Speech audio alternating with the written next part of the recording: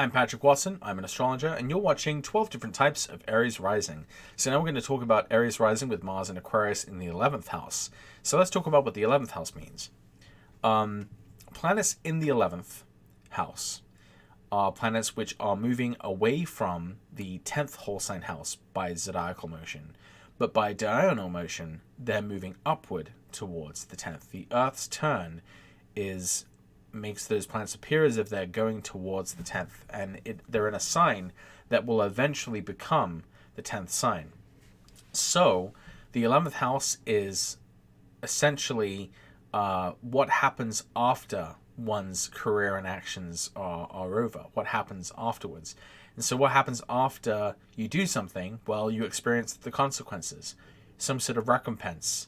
That could either be gifts or rewards for what you've done, or it could be consequences like failure or something. But generally, the 11th is it's a much more positive house. Generally, it's the joy of Jupiter, so it's a more sort of beneficial house. So in that sense, a planet here is kind of esteemed, and it tends to receive. You may have noticed all of the succeeding houses, the 2nd, the 5th, the 8th, and the 11th, they all have to do with the transmission of like property or value. So in the 2nd house, you have things. In the 5th house, you make things or spend things. In the 8th house, you lose things. And in the 11th house, you receive things. You get them from others, as opposed to making them yourself, or as opposed to just having them, or opposed to losing them. So the 11th kind of reaches out from one's aspirations. It's in proximity to it, but beyond it. So this is why the 11th house is associated with those who assist in what you do. So this can be friends in high places. This can be professional acquaintances. And since it follows the 10th, is what's received a result of action. So this is kind of why it's this place of gifts and awards and allies and institutions and things like that. So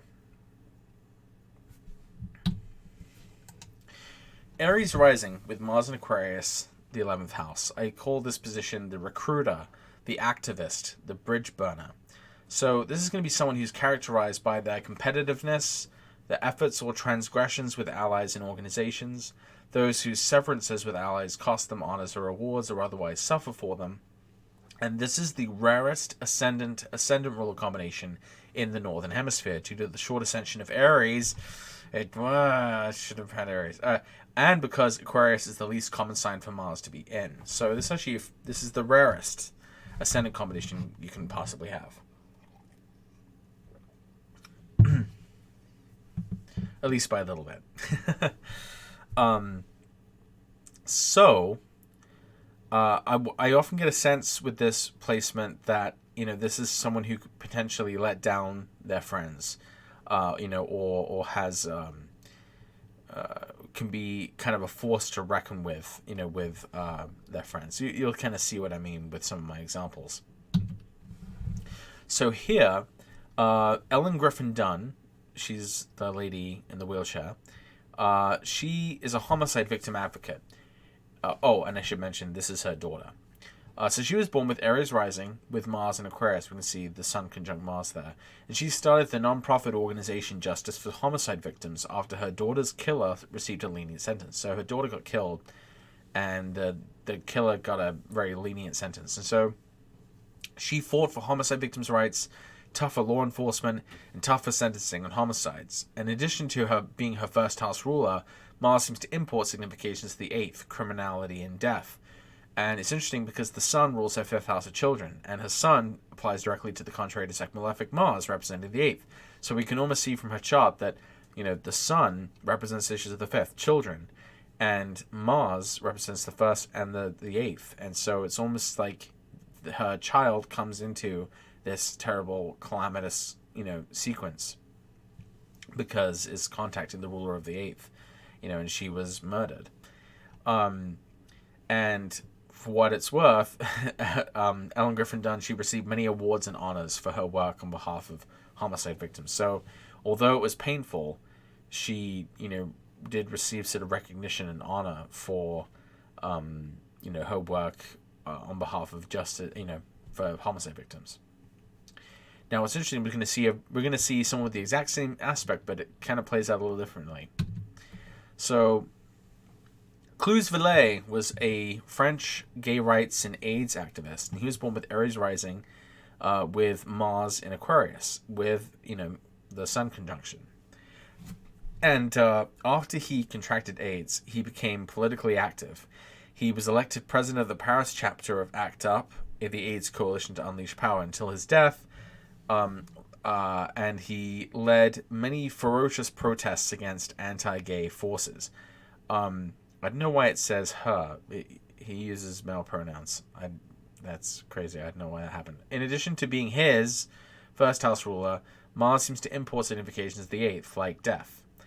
Sun rules his 5th house of sex, and his Sun applies directly to the contrary to second malefic Mars, representing the 8th of death.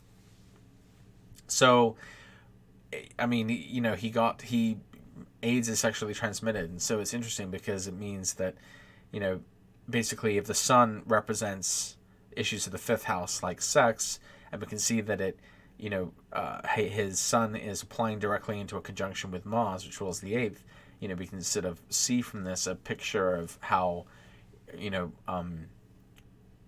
something, about his sort of pleasurable lifestyle ended up, bringing him into this life of activism, but also, towards facing the anxiety and fear of dying.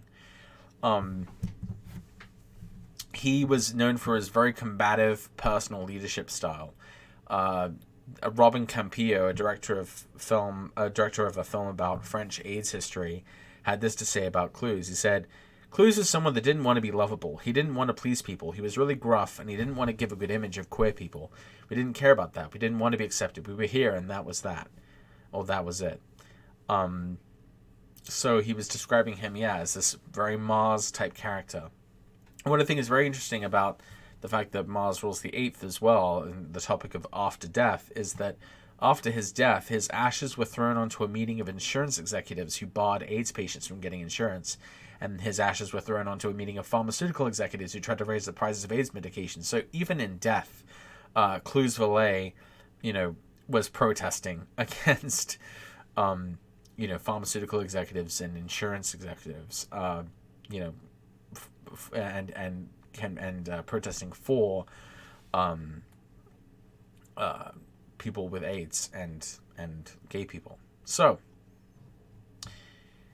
let's see. Oh yeah, Pete Rose, baseball player. I don't really know much about baseball, but so I mean, I would find like charts that of baseball players, and I just there's not much remarkable seemingly about most of them. However, Pete Rose did stand out. He is Aries Rising with Mars in Aquarius 11th, and he's notorious for breaking a cardinal rule of baseball, which is that he bet on his own team as a player and a manager for the Cincinnati Reds. And he was penalized for this with a permanent ban from baseball and ineligibility for induction to the Baseball Hall of Fame, despite being an excellent player.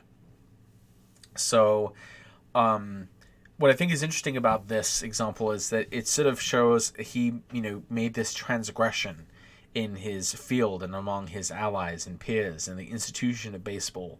He crossed a barrier that he wasn't supposed to, and he's been barred from being properly honored, even though he was a great player. And basically his ascendant ruled by Mars and Aquarius in the 11th house shows how his risky behavior in acquisitions, like gambling, led to transgressions with allies and organizations, baseball. And his Mars is also in an applying square with Saturn in Taurus in a technically it's a night chart. So it shows, again, it sort of emphasizes trouble from finances, or in this case, improper gambling.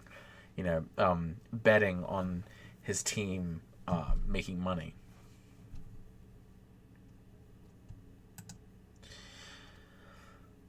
And next up is Aries Rising with Mars in Pisces in the 12th house.